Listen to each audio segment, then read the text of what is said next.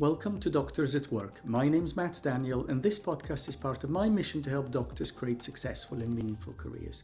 Today, we're talking about leading for people and planet, and I'm having a discussion with Rammina, who tells me that we're in the midst of a climate emergency, and actually, the climate emergency is a healthcare emergency.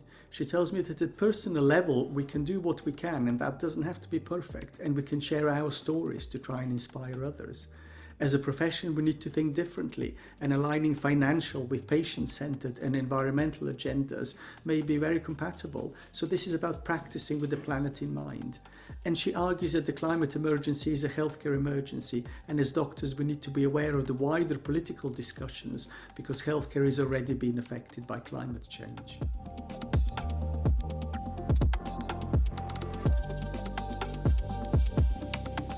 Welcome, Rammina. Tell me a little bit about yourself.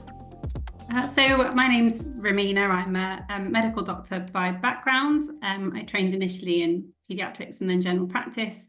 But throughout my career, I got what I describe as the leadership bug, really, where I suddenly realised the role of leadership in healthcare and how empowering it is and how important it is for all clinicians at all stages to engage with that.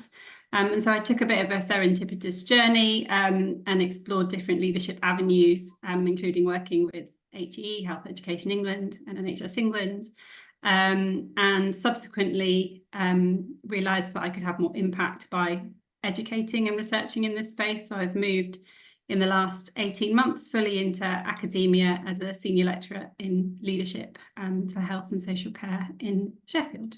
So that's me. What is great leadership in healthcare? So when we think about leadership, I think sometimes people want to know exactly what it is that's required to lead and to lead well. And I think what I would say in the same way that we think about with clinical work is that it's a practice.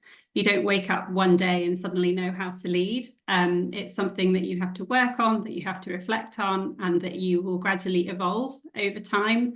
And I think even some of the very best leaders, they're constantly reflecting and constantly learning in the same way that we would do with other elements of our clinical work as well.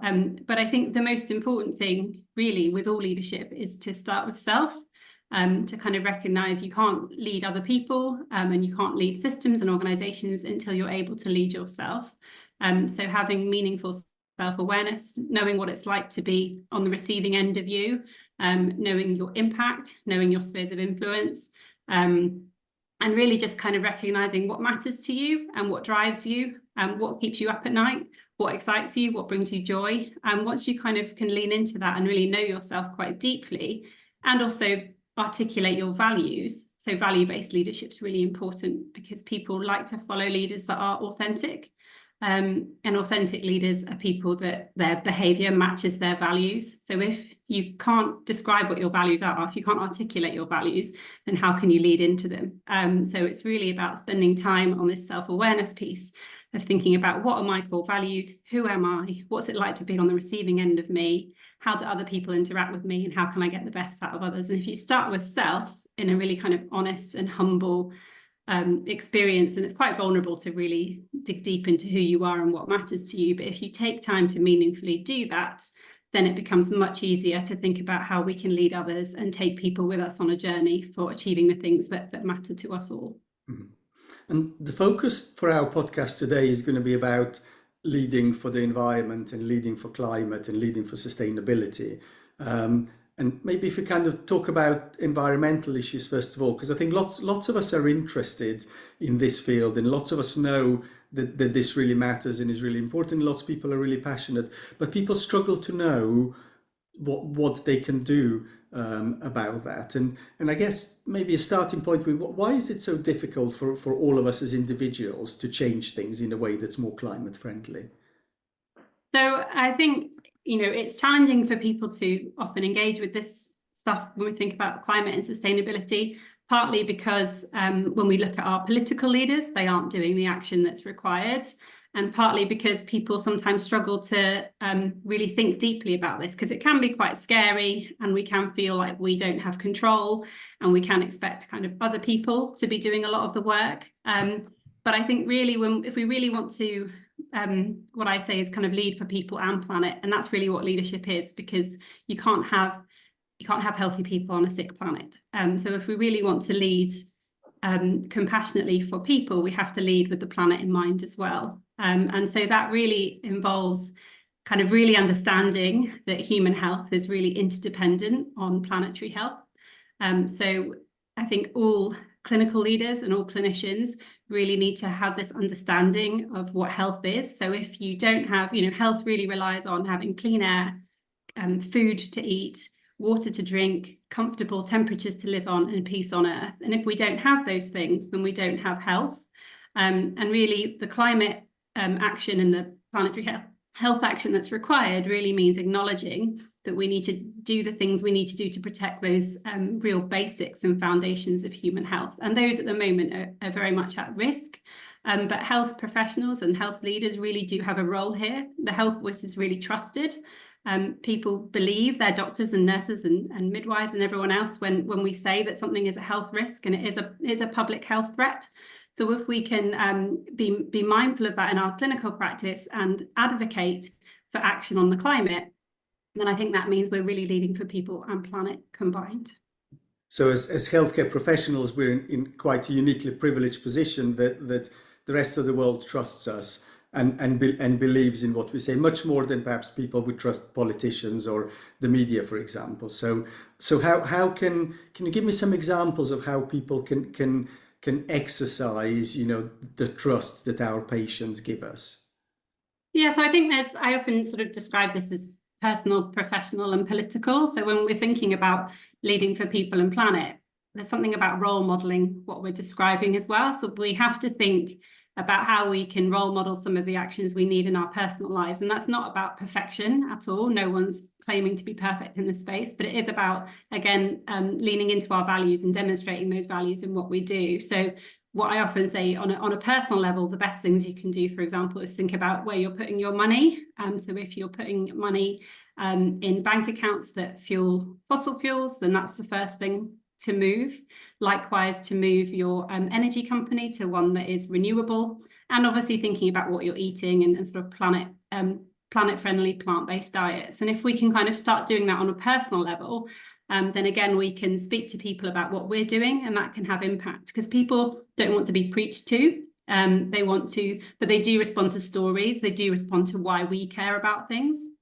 So when I'm talking about leading for planetary health and climate action, I often start with my purpose and my why, and I tell my story about it, and people tend to relate to that. So I often talk about how it was when I was pregnant with my son that I had a realization about the impending climate crisis. And I had this real realization that actually I'm going to be a mother now, and the world that we are leaving for our children is very delicate and very fragile. And it was that moment where I had this light bulb, and I thought, actually, I really need to act, and I need to act now. And I made a promise to my son when he was a baby that I would do everything I could to protect his future. So, and when I share that story, that power of storytelling is really important in leadership, in whatever you're doing. So telling people stories about yourself tends to make people relate to you as a person, and they don't feel like you're kind of preaching to them or telling them that they should care. They're just hearing why you care. And that can often be quite inspirational in and of itself for other people. And the second thing I said, that's kind of the personal elements, but then thinking professionally, as healthcare professionals, what can we do? Well, there's a huge wealth of things we can do in terms of, you've got to appreciate that, the climate crisis is a health crisis. So the climate has really quite catastrophic impacts on health. So there's things like air pollution, which we know cause respiratory conditions and cardiovascular problems and dementia and cognitive frailty. But it goes far more than that when we think about kind of heat-related illnesses, changes in vectors that we're going to see in this country. So increases in things like malaria, as well as kind of implications around our food and water supply as well. So there's real implications for health. So when we think about that, we have to really sort of prepare ourselves for acknowledging the change in diseases that we're going to see and really advocating for more education around this, because we can't expect healthcare professionals to suddenly manage conditions that they haven't always seen. So there is something around the educational leadership that's required in kind of making sure that everyone on the front line has an appreciation of what they might need to do and how they might need to practice differently to manage these conditions and these different changes in what we're going to see when people present. But there's also something really important around the carbon footprint of healthcare as well. So we know that the NHS contributes 5% of UK emissions. So when you think about our founding principle in medicine is first do no harm, but actually when we're practicing medicine, we are in some ways doing harm because we produce quite a lot of emissions with our high emission care.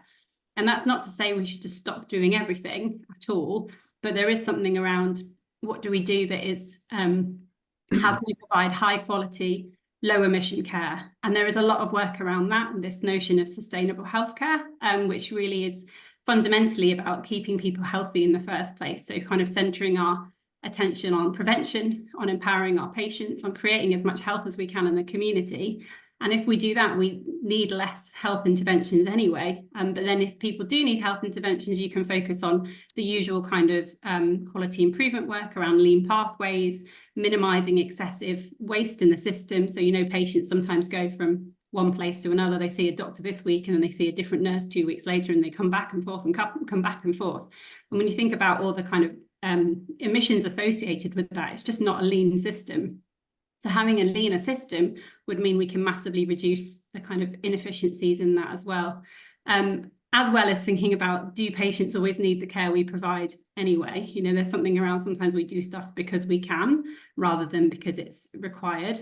So being mindful about, deprescribing, if people don't need a medication, thinking about, does this person actually need follow-up? Could they have a virtual follow-up? Why am I doing this? Am I doing this because I can, or am I doing it because actually in the best interests of the patient? And actually there's a lot of studies that show patients they really care about the planet as well. So sometimes we can be quite patronizing to patients by assuming they don't also care, but obviously they care about the state of the world too. So if we engage their autonomy and ask them what they prefer and, what kind of treatment that they would want, being mindful of what may or may not be better for the planet, then often we know that patients do choose the more carbon friendly option as well. So it's really about having kind of authentic, honest conversations with our patients about the care we're providing. But that also does require movements from, again, as I've said, educators, but we also need our regulators on board to advocate for this to be an important part of good medical practice. The General Medical Council has now included this in a slightly weakly worded version into good medical practice, and I would advocate it needs to be much more detailed to really support doctors to do this. So there is something around what we all need to be doing around ensuring that we're practicing sustainable healthcare. And there is thankfully a really brilliant organisation called the Centre for Sustainable Healthcare, who provide loads of education and support and networks. Importantly, you can join a group of people who are interested in whatever clinical area you're interested in, whether it's women's health, whether it's pediatrics, whatever area that you're interested in, you can join a network of people and share and support each other through this work. Because again, what's really important with the leadership in this space is it's a collective endeavour. It's not a heroic tale. It's not going to be one person that's going to save the world. One person can't save the world. We have to work together. We have to lean on each other. We have to build collective strength and collective resilience in order to navigate these challenges, especially on the kind of political backdrop that exists, which isn't moving in the right direction at all. So kind of professionally, those are the really key important things. But there's also something around the kind of the agency and advocacy role of healthcare professionals. Like I said, people trust us. So we should be advocates for public health and making sure that we, as health professionals, as a united health voice, advocate for more urgent action in this space on a political level. And which takes me on to my third P, which is political, which is really around what can we do to kind of push the politicians in the right direction. And sometimes people steer away from the word political and they think, oh, don't get political, or, it's all has to be done kind of hush hush. But we have to be political. Fundamentally, everything's political, but the climate, and particularly the climate crisis, is a political decision. These are political choices that are leading us into the situation that could easily be reversed. And really, it's about how do we use our agency as citizens, let alone as healthcare professionals, to ensure our politicians do the right thing. So that can be simple things like voting, obviously, thinking about how we vote for parties that have greener policies, but also, petitions and protests and all those other things that people can engage with. Personally, I am part of numerous different climate groups, and I am very open about willingly protesting and undertaking sort of non-violent direct action to push things to be the way that I think we need to be, because fundamentally, I said we have to lead into our values, right? My values are compassion and justice. So I think, if we really want to lead for people and planet in mind, we have to appreciate that we might have to do more things in order to make sure that we are actually protecting the people and planet in the way that we would want to. So basically, personally, professionally, and politically, and there are lots of things that people will feel comfortable doing in each of those spaces. And it's not about people doing things they're not comfortable with. It's again about finding your strengths in the same way that all leadership should be strengths-based, finding the things that you're good at and leaning into them in the space of the climate movement. So there's this really great notion that you can find joy in climate work and climate leadership. It doesn't have to be depressing. It doesn't have to be really hard. You can just do the things that you're good at and that need doing in this space and share that learning. So, for example, I educate and I do some research in this space, and those are things I love. Those are things that I think I'm okay at, and I know that they're things that need doing. And we all have things like that we can do. So it's really about leaning into those strengths and playing our role in this work, because there is a lot of work to do. Yeah, I love those three different aspects. And maybe if I start with the personal one, I think those stories, that is really important. And the thing that I would add, maybe from my personal life, is electric cars, because I've had an electric car for a really long time. Yeah, sort of before anybody else had an electric car almost. And that kind of would for me would be a way that I could send message. Now, we do have a second car that isn't electric. Yeah, so I quite like, your idea that it doesn't have to be perfect, because often I felt guilty. I said, yeah, but we got two cars and the other one isn't. Should the other one be? But the reality is, at least, whenever I bought mine, it wouldn't be possible because the range wasn't there. So I quite like this idea that it doesn't have to be perfect, but if every household had one electric car and one petrol car, then potentially that would be a huge amount of petrol cars that would disappear of the streets. And I also like this idea. I always talk about I vote with my wallet, and my values guide sort of where my wallet goes and where my wallet sort of spends my money. And I think maybe for some of us will be lucky in a relatively privileged position where we can do that, and not everybody will be able to do that. But equally, I like, again, back to this idea that everybody does what they can and they think about it. And the thing that for me is really problematic is your idea that somebody else will do that. And again, and I think probably same as you, I hear that a lot. It's it's not me that needs to have a greener lifestyle. It's you, or it's not me that needs to vote. It's you, or it's not me that needs to pay more tax. It's you, or whoever. It's somebody else is going to do that. And that sort of as a message of personal responsibility. That kind of strikes me as a really important one. And that won't necessarily be the patients that see me as a doctor, because they won't know what car I drive or how I live or which electricity company I purchase from.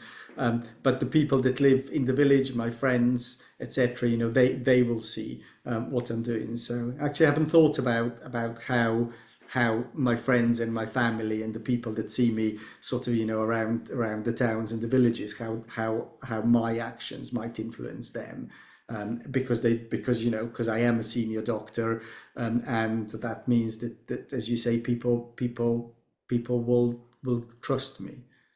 Yeah, definitely. And I think there's something around people. There's 7 people everyone you can influence. Like every person has 7 people that they can directly influence. So if you just try to articulate to people what you're doing and maybe suggest what they might be able to contribute, then they are more likely to do it. And it's also, there's really subtle ways of doing things as well. Like, if you cycle to work, you keep your helmet on the desk, and then people go, oh, did you cycle to work today? Oh, yes, I did. And you can have like an authentic conversation about why you do that. Likewise, ordering plant-based food somewhere, and people go, oh, are you vegan? Oh, actually, I do this predominantly for the planet. And then you start having those authentic conversations because you're role modeling that behavior, as well as the fact that a lot of this stuff's healthier. So if we encourage our patients to do active transport, walking and cycling, plant-based diets, there's huge amounts of health benefits from all of those things, as well as the bigger issues around having warmer homes if we insulate them and all that kind of stuff as well. So that is really important. I think there's also something to be mindful of around, the notion of individual carbon footprints. This was something that the oil companies generate this idea because they want us to feel like we have to do something about it as individuals rather than bigger societal change. So yes, it is really important, especially people with privilege, people that can afford to have an electric car, people that can afford to do different things that would have a lower carbon footprint. Yes, of course, there's individual responsibility there, but for a lot of people, they're just trying to pay the bills. They're just trying to get the kids to school. They're just trying to do all the basics in life. And that's where I think the kind of political role, the third P, really comes in, because we need these people with power to support people that don't have as much power or privilege to do the things in order to keep us all healthy, really. So it is really important that healthcare professionals advocate for the action that's required. And public transport particularly then comes into that, isn't it?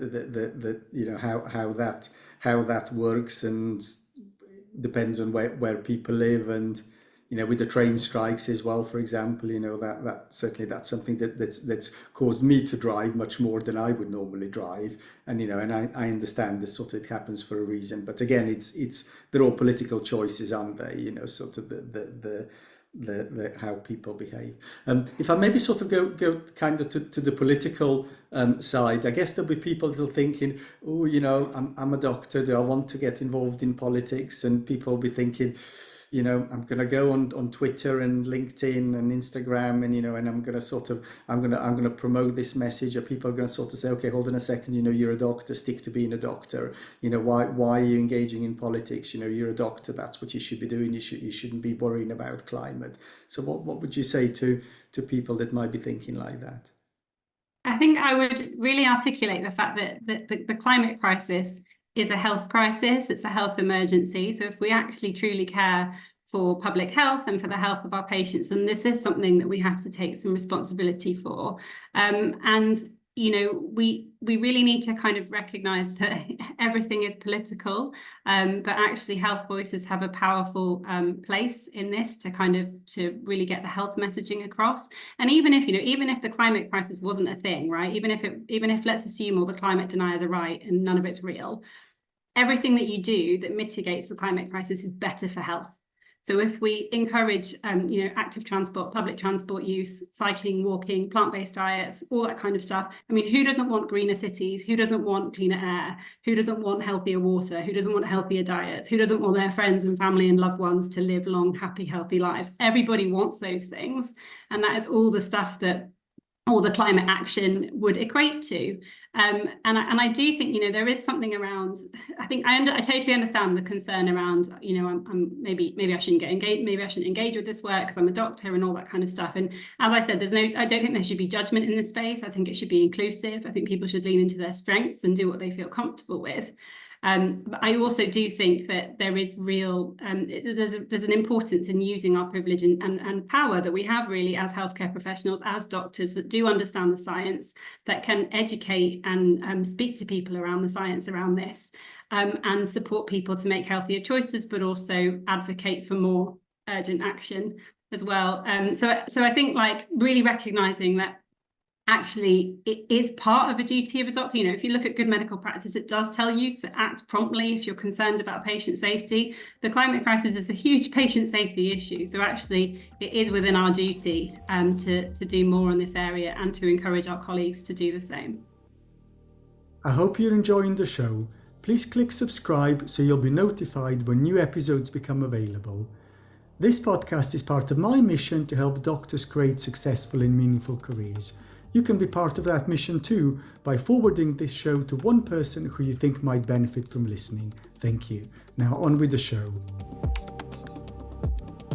So actually it's interesting because you're framing the debate almost exactly opposite, because one way of viewing the debate would be, I'm a doctor, do I get involved in the politics? Maybe I don't. Whereas what you're saying is, you're a doctor, you should be getting involved, to the best of your strengths and abilities and whatever you're able to do. And that'll be different for different people. But actually that if you are a doctor, if you're a doctor because you want to make a difference, you want to look after the patients, you want to improve the health of patients, it's your duty sort of to look at how you can contribute. And again, it'll be different for different people, but it's your duty to look at how you can contribute in the political arena, because that is exactly what as doctors we should be doing.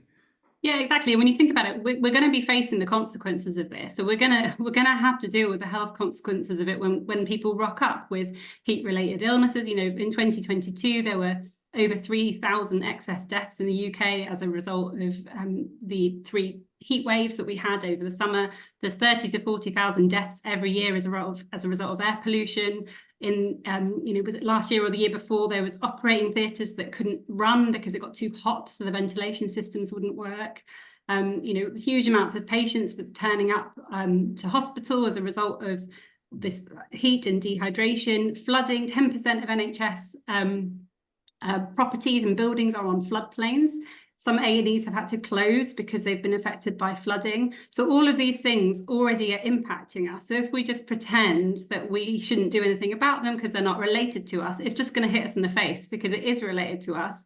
And we're going to have to act to mitigate some of this later down the line, especially if we don't act now. You know, the other things is just thinking about, you know, working conditions. Like, it's really unpleasant. You know, I was working clinically during those heat waves, you know, especially with PPE on. It's really hot, it's really unpleasant. I had colleagues fainting all over the place.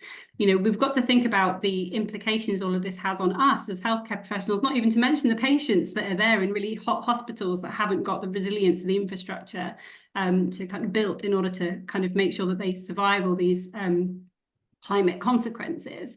And also there's something, I think, around the moral injury for healthcare professionals, because if we don't do anything now, and if our people in regulators and those people with responsibility and authority and power don't do anything, then what they're leaving healthcare professionals who barely have any time or energy to do their basic job, to then have to also mitigate the challenges associated with the climate crisis. So if people are already burning out, if the NHS is already struggling, then if we don't act on this now, it's going to get far, far worse, because our attendance rates will shoot up, and our infrastructure will be problematic, meaning that we're going to have problems associated with our supply chains and medication and all that kind of stuff. So if we recognise it as our role now and try and get ahead of it, then actually we ease our own workload later down the line. And there is some kind of early anecdotal evidence around sustainable healthcare and practicing that in this way being better for physician well-being as well. So actually, if we practice with the planet in mind, we tend to practice in a way that makes us happier. So in terms of kind of retention and keeping our workforce interested, and practicing in a way that makes us feel like we're contributing positively to the bigger picture, not harming patients, and actually healthcare without harm, this is really, I think, in a really important role for medics to really explore. One of the things I'm interested in is that why aren't we talking about this all the time? Yeah, I mean, I'm sure you talk about this all the time, and and I talk about it some of the time, but then sort of I go again, if I kind of think yesterday, in theatre, we have boxes of paper and wrapping and double wrapping, triple wrapping, and and sort of it all goes into who knows which bin, and it's like we're not. There are individuals. I mean, I know I have a friend who's really, really passionate about this also, and there are individuals like that talk about it. But why as a profession, why are we not talking about this more? Well, exactly. I mean, I agree. I feel like I am talking about it all the time, but you can sometimes feel a bit like you're in an echo chamber sometimes, because the people that care already care. Yeah. And there's always this, as ever with healthcare, there's competing priorities. I think really what people need to recognise is this is really going to make things a lot worse if we don't start to kind of acknowledge it and act on it now. But I also think that, when we're thinking about what we can do as healthcare professionals, we have to kind of acknowledge that this is within our scope. This is something actually we can have influence on. And I think people aren't talking about it because it feels too big and too hard and too scary, or they might not actually appreciate the urgency. And I think that is a real issue, is that people think it's something that's going to happen decades away or in other countries, or something that someone else somewhere will deal with, but it's not. It's impacting. It's impacting us now. It's impacting our generation. It's going to impact our children. So kind of, I think, recognizing that it's something that's happening now will hopefully motivate people to act. But I do think we need to be talking about it more. I think we know that medical curriculums haven't particularly explored this well over the years either. So we're sort of training people into the profession who perhaps don't have grasped the understanding around practicing with the planet in mind. But there's a really great group of, student-led leadership movement. This is like profound student leadership that set up this Planetary Health Report Card initiative, where they essentially almost audit medical school courses and other health courses globally around whether they're meeting the needs for students to really understand the planetary health crisis, along with kind of campus sustainability of universities and how they advocate for more action on climate as well. So it is definitely a work in progress. And I think, again, the thing about leadership is that people often associate leadership with being in hierarchy, like the top of the hierarchy. But actually what we're seeing is youth leadership's really powerful in this space. And we're seeing that a lot with the role of students, medical students and all health students, that actually they realise this is important. They want to know more. And there's something around co-creating that learning with kind of perhaps more senior people who maybe they don't know it that well, because who taught them? No one. Like, no one taught me this stuff. I learnt it myself because no one was teaching it. So it's that kind of thing of realizing that the hierarchy is almost irrelevant here, and we have to kind of work together to explore our understanding, and just kind of acknowledge that actually sometimes our students might know more than us about this, and that's really empowering for them actually, but that shouldn't remove the responsibility of people with leadership positions to actually do the work as well. I do worry a little bit in the climate space that sometimes people think, oh, the children will save us, Greta Thunberg will save us from this problem, and all the school climate strikes, look at how great the youth are doing at kind of activating us and making us do stuff. No, but that's important, yes, of course, and student leadership should be valued, but it's really important that people with actual responsibility and accountability recognise the urgency as well. But I do think we should be talking about it more, and I would really, I think, every conference, every medical conference, every healthcare conference should have a centre stage conversation about this. It shouldn't be optional workshops. It should be things that we are forced to face, forced to discuss, because it's going to hit us in the face anyway. So it's something that I think we just need to sort of bring it onto people's radar. And there's ways we can do it at work as well. There is a lot of work around surgery, around thinking around how we can practice more kind of greener surgery. There's a green surgical report that was out recently as well. And even simple things that we're already doing is sustainable care. All the stuff around getting it right first time, that is sustainable care, because it's around getting it right first time. So you're minimizing the inefficiencies in the system. But it's also, people often think it's about, reusable gowns and reusing our equipment, which is really, really important. But it's also about thinking, well, why did the patient need the surgery in the first place? What can we do to kind of do that prevention piece and that health creation piece, so that people don't rely on the health system in that way as much. So yeah, we do need to be talking about it more, and hopefully we will start to get there. And there are a lot of organisations, and I've said students and lots of brilliant people doing brilliant work, but that message does need to spread a bit more quicker, I think. It's interesting because your view of practicing with the planet in mind is much wider than my view, yeah. Because I'm thinking, are we excuse me, I'm thinking, are we recycling right? That's kind of, I'm thinking, which bin am I putting stuff into? Whereas actually, you're asking some much bigger question, which is, do I need to see this person at all? Does this person need an operation at all? How do we do follow-ups? And that's obviously, we're thinking about all of those things, but often those things are framed. They're probably framed in the sense of cost, or they're framed in patient choice.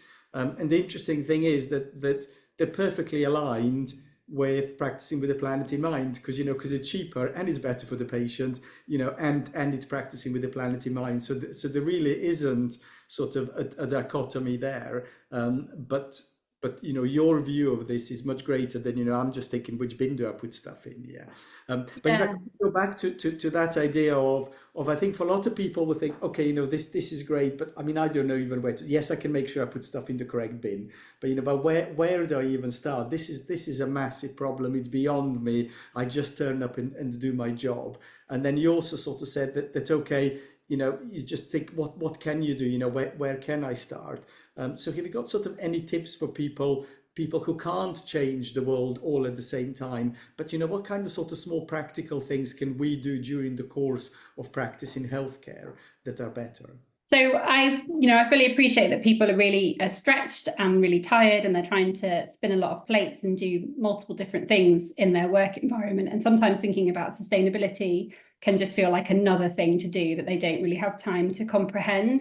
I think, which goes back to what I was saying earlier, is that, it's not something that people need to do in isolation or do on their own, but actually generating some energy and momentum by speaking to people is really important. And that's a really good way of sort of building some collective agency there. So one of the things that I know that I've done in the past and other people do is just sort of make it a regular point on team meetings, for example. So if you're having, I don't know, in general practice, like a practice meeting, or if you're having departmental meetings, just make sure there's always an agenda item that talks about sustainability, because then it just creates space for people to share their ideas.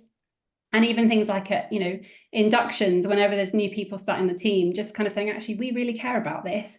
We want to hear your ideas. We want to empower you to do some of the work that you think is important in this space. So please do share ideas, because a lot of people feel that they'll be met with resistance if they come up with this kind of idea. Like there's been loads of times in my life where I've been what I describe as, the only green in the room, like the only person that's kind of thinking about it. And you kind of, sometimes it's really tiring.